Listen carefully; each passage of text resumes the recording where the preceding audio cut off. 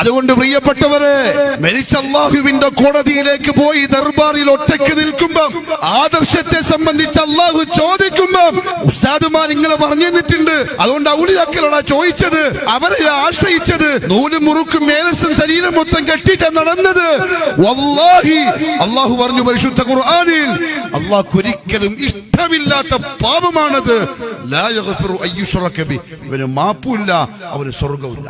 അല്ലാഹു കാക്കട്ടെ. അതുകൊണ്ട് മരിക്കുന്നതിന് മുമ്പ് ഈമാനെ പറ്റി ചിന്തിച്ചോളി. ലാ ഇലാഹ ഇല്ലല്ലാഹ് എന്ന കലിമത്തിനോടുള്ള കൂറ് പാലിച്ച് എനിക്ക് എൻ്റെ അല്ലാഹ് മതി എന്നുറപ്പിച്ച് എന്തു വന്നാലും അള്ളാഹിനോട് മാത്രം ചോദിക്കുന്ന മുവഹിദാണോ മുഅ്മിനാണോ അതല്ല, ആവശ്യം വരുമ്പോൾ ജ്ഞാനത്തിലേക്കും തങ്ങളിടത്തേക്കും ഓടുന്ന ദുരവസ്ഥയിലാണോ ഉള്ളത് എന്ന് മറുപടി അല്ലാഹു കൊടുക്കണം. കാരണം അല്ലാഹു പരിശുദ്ധ ഖുർആനിൽ കടുത്ത ഭാഷയിലാണ് പറഞ്ഞത്, ഇദാ ഇന്നഹു മയ്യുശ്രിക് ബില്ലാഹ്, എന്റെ വഹ്ദാനിയത്തിൽ, എന്റെ ദാത്തിൽ, എന്റെ അസ്മാഉ വസിഫാത്തിൽ ആരെയെങ്കിലും പങ്കു ചേർത്താൽ.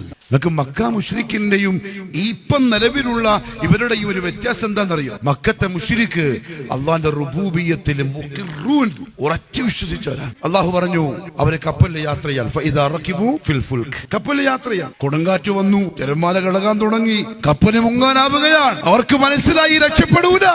ഫഇദാ റകിബു ഫിൽ ഫുൽകി ദഅവുല്ലാഹ